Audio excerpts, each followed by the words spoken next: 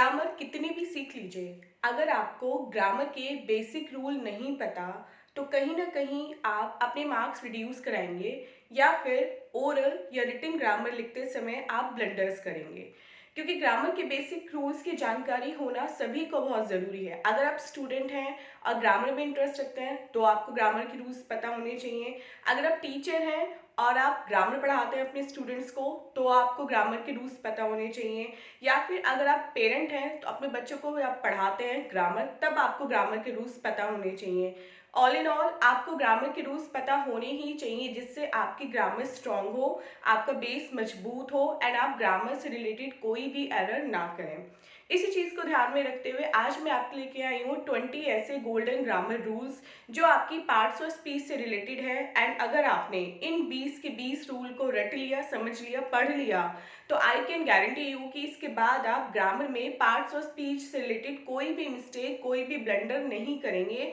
क्योंकि ये 20 के 20 रूल मैंने आपके लिए स्पेशली चूज़ किए हैं एंड ये भी ध्यान में रखा है कि इन रूल्स को आप अपनी डेली लाइफ में भी इम्प्लीमेंट करें जिससे आगे आपके ग्रामर में एरर करने की पॉसिबिलिटी बहुत कम हो जाए। तो चलिए ज़्यादा टाइम नहीं वेस्ट करते हैं, वीडियो को स्टार्ट करते हैं। पढ़ते हैं 20 ऐसे गोल्डन ग्रामर रूल्स जो आपकी बेसिक ग्रामर से लेके एडवांस तक आपके बहुत ज़्यादा काम आने वाले हैं एंड आपको इससे बहुत ज़्यादा बेनिफिट मिलने वाला है। So according to our first rule, the hyphenated noun doesn't have a plural form. Means वो नाउन जो आपस में हाइफन से कनेक्ट होती हैं उनमें हम प्लूरल फॉर्म का यूज़ नहीं करते। इट मीन्स कि उन नाउन्स को हम हमेशा सिंगुलर फॉर्म में यूज़ करते हैं। जैसे फर्स्ट एग्जाम्पल पढ़ते हैं, अभी स्टेज इन 5 स्टार्स होटल। अब यहाँ पे जो हमारी नाउन है उसके बीच में हाइफन है एंड सीधा सीधा हमारा रूल कहता है कि जब हमारी नाउन हाइफनेटेड हो तो हम उसमें प्लूरल फॉर्म नहीं यूज़ करते। मीन्स ये जो स्टार्स है यहाँ पे हम प्लूरल फॉर्म नहीं यूज करेंगे, यहाँ पे हम सिंगुलर फॉर्म यूज करेंगे। मींस यहाँ पे आपका हो जाएगा 5 स्टार होटल। सेकेंड एग्जाम्पल देखते हैं, he gave me 500 rupees note. अब यहाँ पे भी आपकी नाउन में हाइफन है और रूल हमारा सिंपल ये कहता है कि हाइफन वाली नाउन में हम प्लूरल फॉर्म नहीं यूज करते। तो आंख बंद करके यहाँ पे भी आपको रुपीज का क्या कर देना है, रुपी, 100 रुपी। सेकेंड रूल देखते हैं, nouns expressing numbers are used in singular form with numeral adjective. इसका मतलब है न्यूमरल एडजेक्टिव के साथ अगर आप कोई नाउन यूज कर रहे हो तो उसमें आप फिर सिंगुलर फॉर्म यूज करोगे। न्यूमरल एडजेक्टिव क्या होते हैं, वो एडजेक्टिव जो हमारे नंबर्स डिनोट करते हैं। तो ऐसे एडजेक्टिव अगर आपको मिले जिसमें नंबर डिनोट हो रहा हो, मीन्स आपको न्यूमरल एडजेक्टिव मिले, तो वहां पे आपको उस नाउन के साथ जो नंबर एक्सप्रेस कर रहा है वहां पे आपको हमेशा सिंगुलर फॉर्म यूज करनी है। जैसे फर्स्ट एग्जांपल देते हैं, 2 lakhs people attended the inauguration। 2 lakhs people। अब नाउन हमारी कौन सी है जो नंबर डिनोट कर रही है, लैक्स। न्यूमरल एडजेक्टिव यहाँ पे यूज हो रहा है। अब यहाँ पे वो बोल के रहा है सेकंड रूल कि हमें हमेशा सिंगुलर फॉर्म यूज करनी है। तो यहाँ पे आपका हो जाएगा 2 lakh people, लैक्स नहीं होगा यहाँ पे। Second example, Swati gave me 5 dozens bananas। Swati gave me 5 dozens banana। यहाँ पे हमारा न्यूमरल एडजेक्टिव आएगा dozens के साथ एंड अकॉर्डिंग टू रूल हमें सिंगुलर फॉर्म यूज करनी है। तो यहाँ पे हमारा हो जाएगा dozen bananas।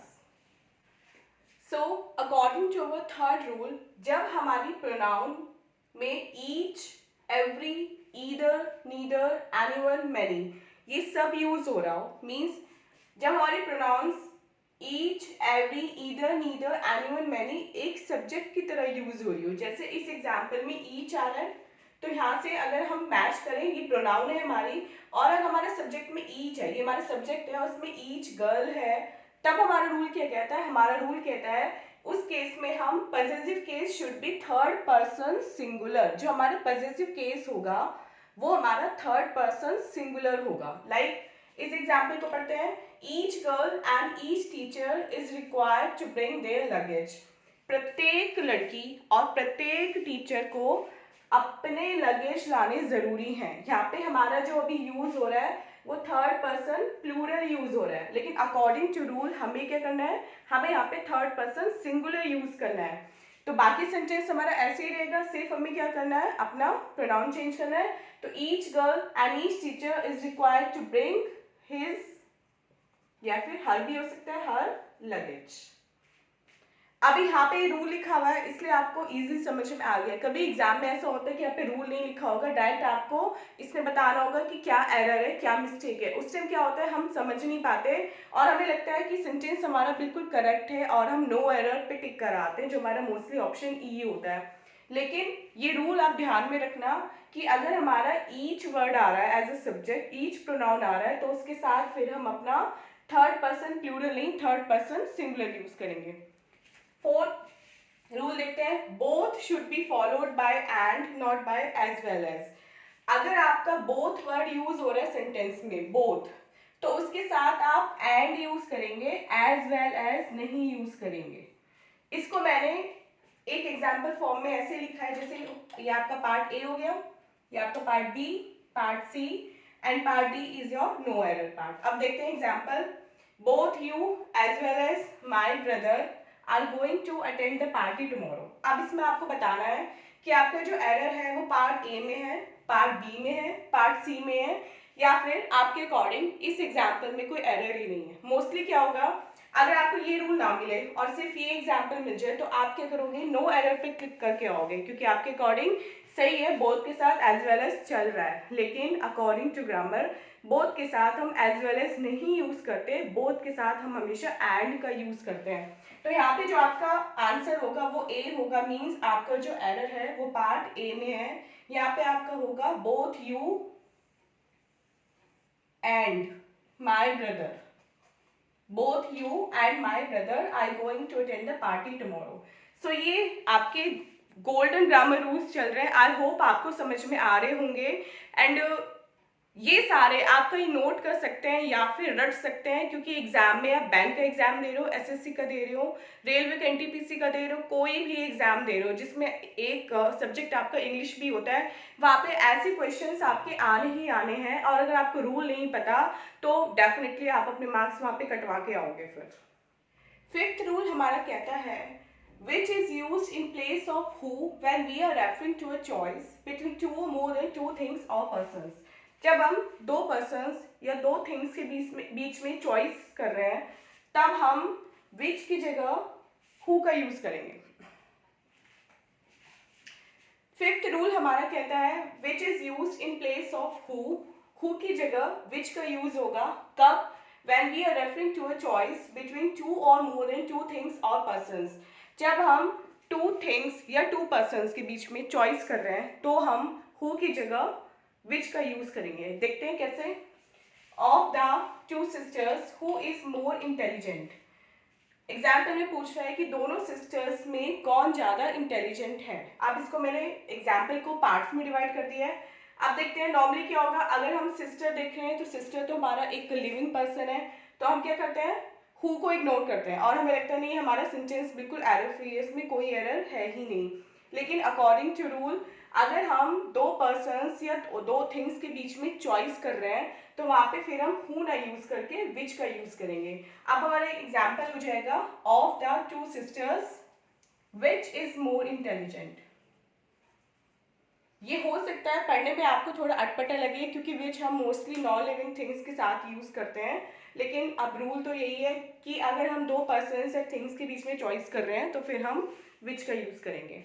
सिक्स रूल देखते हैं, if two antecedents are joined by and. अगर हमारे दो एंटीसीडेंट एंड से ज्वाइन हो रहे हैं, मीन्स जो कंजक्शन है वो एंड यूज हो रही है, one being a human and one other being an animal, जिसमें एक ह्यूमन हो और एक एनिमल हो या कोई भी नॉन लिविंग थिंग हो, अ relative pronoun that is used. बहुत इजी रूल है, बहुत इंटरेस्टिंग रूल है। इसके अकॉर्डिंग अगर आपका सब्जेक्ट एंड से कनेक्ट हो रहा हो, मीन्स दो एंटीसीडेंट हो आपके एग्जाम्पल में, आपके सेंटेंस में, जिसमें एक तो आपका ह्यूमन हो जैसे यहाँ पे द मैन है, और दूसरा आपका एनिमल हो या नॉन लिविंग थिंग हो जैसे यहाँ पे डॉग है, तो उसमें हम फिर रिलेटिव प्रोनाउन डैट का यूज करते हैं। जैसे एक हो गया आपका ये और एक हो गया आपका ये, the man and his dog who I saw yesterday have been kidnapped. लेकिन वो कह रहे हैं कि यहाँ पे हम डैट का यूज करेंगे, तो हो जाएगा the man and his dog that I saw yesterday.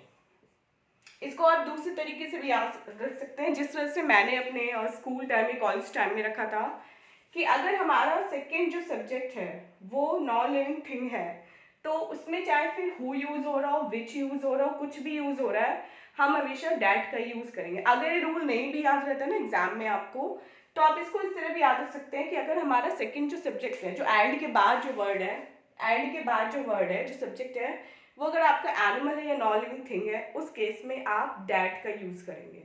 Seventh और एथ रूल आपने न जाने कितनी बार पढ़ा होगा, आपकी आंखों के सामने से ये एग्जाम्पल्स पता नहीं कितनी बार निकले होंगे, लेकिन आज जब मैं ये रूल आपको समझाऊंगी तब आपको पता चलेगा कि आप कितनी सिली मिस्टेक करते थे रिगार्डिंग दीज टू रूल्स। तो सेवेंथ रूल देखते हैं अपना।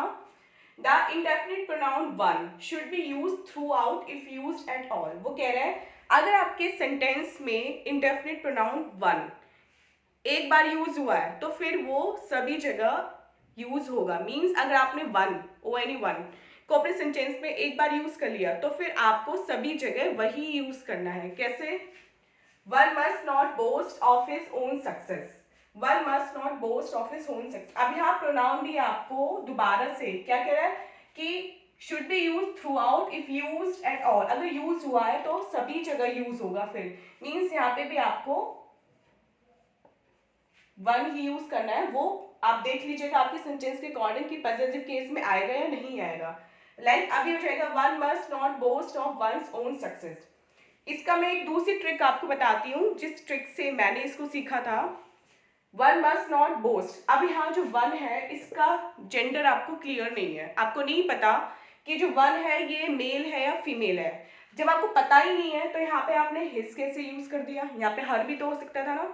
तो ये चीजें आपके माइंड में एकदम क्लिक होनी चाहिए क्वेश्चन देखते ही कि भाई जब वन का हमें जेंडर ही नहीं पता तो यहाँ पे हम इसके प्रोनाउन कैसे यूज कर सकते हैं। इसको जेंडर स्पेसिफिक तो कर ही नहीं सकते, इसलिए जब ये अननोन जेंडर में चल रहा है तो हम थ्रू आउट इसको अननोन जेंडर में ही चलाएंगे। फिर अगर यहाँ पे वन है तो हम यहाँ पे इसको वन ही करेंगे, हम इसका जेंडर नहीं खोलेंगे। नेक्स्ट देखते हैं ईदर और नीदर। अगर आपके सब्जेक्ट में ईदर और नीदर का यूज कैसे करना है, अगर दो पर्सन्स और थिंग्स में चॉइस हो रही हो तो आपको ईदर या नीदर का यूज करना है। और अगर आपका मोर देन टू में चॉइस हो रही हो, मोर देन टू की बात हो रही हो, तो आपको एनी, नो वन या फिर नन का यूज करना है। दो में either and either, more than two में ये बाकी any, no one and none. देखते हैं example. Any one of these two roads leads to the airport. अब यहाँ पे बात हो रही है दो रोड की, दो कि इन दोनों में से कोई एक रोड हमारी एयरपोर्ट पे जा रही है। अब दो के लिए तो हमारा क्या यूज होगा, या तो ईदर यूज होगा या नीदर यूज होगा। अब सेंटेंस हमारा पॉजिटिव में तो हम यहाँ पे लिखेंगे ईदर। इन दोनों में से कोई एक रोड हमारी एयरपोर्ट पे जा रही है, ये इसमें एरर था। सेकंड देखते हैं neither of these three girls did her homework. यहाँ पे कितनी गर्ल्स हैं? थ्री गर्ल्स हैं। मोर देन टू है, मतलब मोर देन टू के लिए हम इन तीनों में से कुछ एक यूज करेंगे, या तो एनी यूज करेंगे या नो वन यूज करेंगे या फिर नन यूज करेंगे। अब देखते हैं क्या लगेगा इसमें। Any of these three girls did her homework, no one of these three girls did her homework, या none of these three girls did her homework. तो यहाँ पे हम लगा सकते हैं ये वाला नो वन, या नन भी लगा सकते हैं, नन लगा देते हैं। None of these three girls, इन तीनों में से किसी भी लड़की ने अपना होमवर्क नहीं किया। क्लियर हो गया है? अगर आपके पास दो की बात हो रही हो तो आप फिर ईदर और नीदर यूज करेंगे। दो से ज्यादा की बात हो रही हो तो फिर आप एनी, नो वन या नन यूज करेंगे। That depends on the positiveness या नेगेटिवनेस ऑफ योर सेंटेंस, कि आपका सेंटेंस किस फॉर्म में, पॉजिटिव फॉर्म में या फिर नेगेटिव फॉर्म में। अपने नाइन्थ रूल की तरफ चलते हैं। एंड नाइन्थ रूल हमारा कहता है ईच अदर दो पर्सन्स या थिंग्स के लिए यूज होता है, और one another more than to persons या थिंग्स के लिए यूज होता है। देखिए कुछ रूल्स मैंने इसमें ऐसे डाले हैं अमंग दीज 20 रूल्स जो आपने बहुत बार पढ़े हैं, आप जानते हैं, लेकिन जैसे कि मैंने आपको वीडियो के स्टार्टिंग में बताया ये वीडियो बेसिक से और एडवांस लेवल तक की है, इसलिए मैंने इसमें बेसिक रूल्स भी डाले हैं एंड इसमें एडवांस रूल भी डाले हैं। तो अगर आपने पढ़ रखे हैं तो कोई बात नहीं, नहीं पढ़ रखे हैं तो इट्स फॉर योर बेटरमेंट। तो नाइन्थ रूल हमारा कहता है कि ईच अदर वर्ड हमारा यूज होता है दो पर्सन्स या थिंग्स के लिए, और वन अनदर यूज होता है जब हम मोर देन टू पर्सन्स या थिंग्स की बात करते हैं। जैसे the two brothers loved one another. अब यहाँ पे कितने की बात हो रही है? दो की बात हो रही है, लेकिन हमने यूज क्या किया है? वन अनदर, जो गलत है। Two brothers means to persons के हम ईच अदर का यूज करेंगे। तो यहाँ पे हमारा करेक्ट होगा each other, the two brothers loved each other. 10th rule देखते हैं, a pronoun must agree with its antecedent in person, number and gender. एक प्रोनाउन को अपने एंटीसीडेंट के साथ पर्सन, नंबर एंड जेंडर तीनों में एग्री होना चाहिए। Means each of these boys has done their homework. Each of these boys, इनमें से प्रत्येक लड़के ने अपने होमवर्क कर लिए हैं। अगर आप हिंदी में ट्रांसलेट करो तो इनमें से प्रत्येक लड़कों ने अपने होमवर्क कर लिए हैं, वो गलत है। यहाँ पे प्रोनाउन हमारा एग्री नहीं हो रहा है इसके एंटीसीडेंट के साथ, मीन्स यहाँ पे कहीं ना कहीं कोई मिस्टेक है। तो मिस्टेक क्या है? Each of these boys has done his homework. Each हमारा सिंगुलर है, इसलिए हम यहाँ पे जो प्रोनाउन यूज करेंगे वो भी थर्ड पर्सन सिंगुलर ही करेंगे। 11th रूल देखते हैं, सिंगुलर नाउन्स अगर हमारी एंड से यूज हो रही है, मीन्स दो या दो से ज्यादा सिंगुलर नाउन्स अगर हमारी एंड से यूज हो रही है, जो हमारी सेम पर्सन या थिंग के बारे में बात कर रही है, तब हम क्या करेंगे, जो प्रोनाउंस में यूज करेंगे वो भी सिंगुलर में ही यूज करेंगे। बात समझ में आई आपको? अगर हमारी सिंगुलर नाउन है जो दो या दो पर्सन्स के बारे में बात कर रही है और उन्हीं पर्सन्स को रेफर भी कर रही है, तो वहां जो हम प्रोनाउन यूज करेंगे वो सिंगुलर में यूज करेंगे। अब देखते हैं, the collector and DM means district magistrate, the collector and DM is not negligent in their duty. यहाँ पे गड़बड़ है, क्यों? द कलेक्टर एंड डीएम, आपको लग रहा है ये दो सेपरेट एंटिटी हैं, एक कलेक्टर है और एक डीएम है, लेकिन ये मिस्टेक करते हो आप लोग। जो कलेक्टर है वो डीएम भी तो हो सकता है, तो यहाँ पे जो वो है वो एक ही पर्सन है, वो कलेक्टर भी है और वही पर्सन डीएम भी है। तो मीन्स यहाँ पे जो नाउन है वो सिंगुलर है, जो किससे कनेक्ट हो रही है? एंड से कनेक्ट हो रही है। तो यहाँ पे हम जो प्रोनाउन यूज करेंगे वो भी हम सिंगुलर यूज करेंगे। तो यहाँ पे हमारा करेक्ट एग्जाम्पल हो जाएगा, the collector and DM is not negligent in his duty. वो पर्सन जो कलेक्टर भी है और डीएम भी है वो अपनी ड्यूटी में नेग्लिजेंट नहीं है।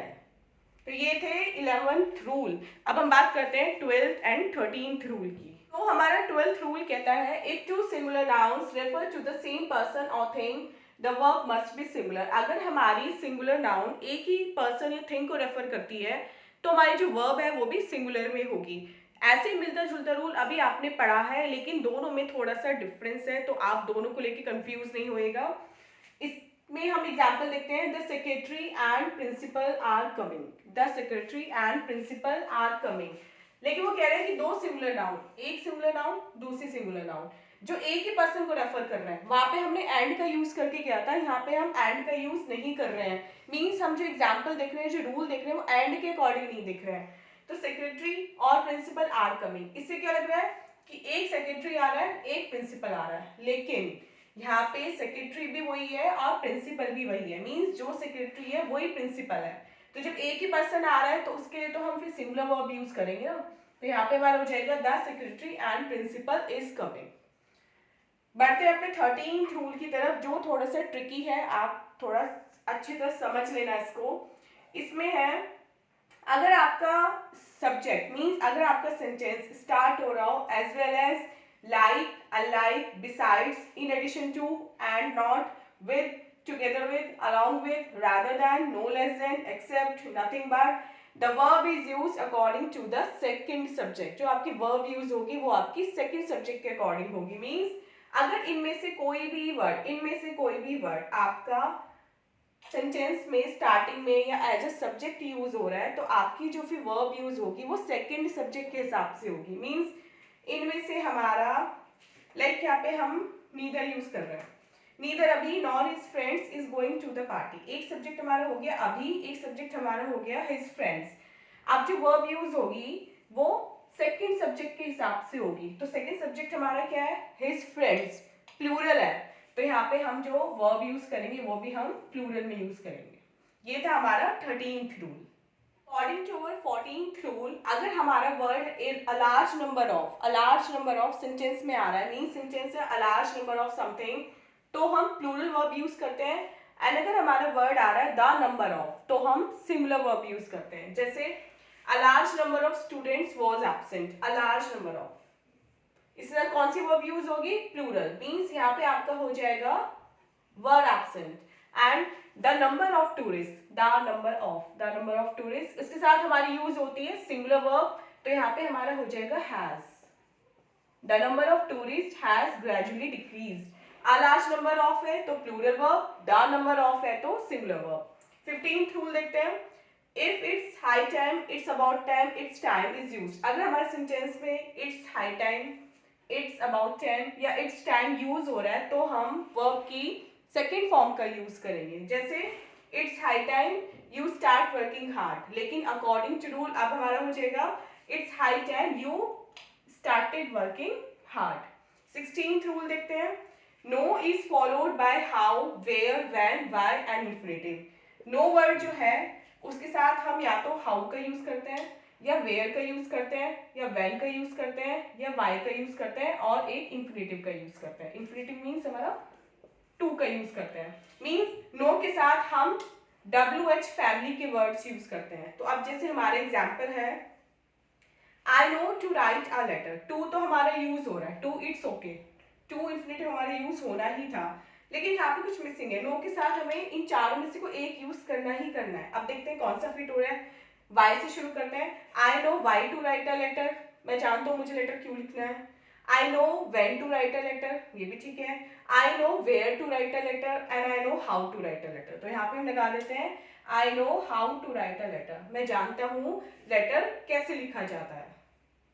According to our 17th rule, अगर हमारा इंफिनिटिव मीन्स इंफिनिटिव के साथ हमारी वर्ब की फर्स्ट फॉर्म आ रही है तो हमें अपने इंफिनिटिव के बाद एक एप्रोप्रिएट प्रीपोजिशन यूज करनी होती है. मीन्स अगर आपका सेंटेंस है जिसमें आपकी फर्स्ट फॉर्म आ रही है, उससे पहले आपका टू आ रहा है, तो उस इंफिनिटिव के बाद मीन्स या फिर उस नाउन के बाद आप कह सकते हो उस वर्ब के बाद आपको एक एप्रोप्रिएट प्रीपोजिशन यूज करनी होती है. अब सेंटेंस देखते हैं. Shikha has no achievement to boast, या फिर इसमें कोई एरर नहीं है. आपको लगता है कि कोई एरर नहीं है तो आप नो एरर पे टिक कर देना, अदरवाइज इसमें एरर है. इसमें एरर क्या है, हमारे टू इंफिनिटिव यूज हो रहा है प्लस हमारी वर्ब की फर्स्ट फॉर्म यूज हो रही है. जहाँ पे ये दोनों कॉम्बिनेशन आ रहे हो वहां पे आपको वर्ब के बाद एक एप्रोप्रिएट प्रीपोजिशन यूज करनी होती है. यहाँ पे हम क्या यूज करेंगे, Shikha has no achievement to boast of, यहाँ पे हमारी ऑफ प्रीपोजिशन यूज हो जाएगी. 18th देखते हैं. Had better, had rather, had as soon as. अगर हमारा वर्ड ये सेंटेंस में आ रहा है, इन तीनों में से कोई भी एक वर्ड हमारे सेंटेंस में आ रहा है, जैसे हैड बेटर, हैड रादर या हैड एज सून एज, तो उसके साथ हम बेयर इन्फिनिटिव फॉलो करते हैं. अब बेयर इन्फिनिटिव क्या होता है, इन्फिनिट होता है हमारा टू और बेयर होता है विदाउट टू. बेयर इन्फिनिट होता है जहाँ पे हम टू अगर हो तो उसको हम रिमूव कर देते हैं, डिलीट कर देते हैं. तो इस सेंटेंस में लिखते हैं she had better to go now. She had better, तो हैड बेटर आ रहा है, ये हैड बेटर.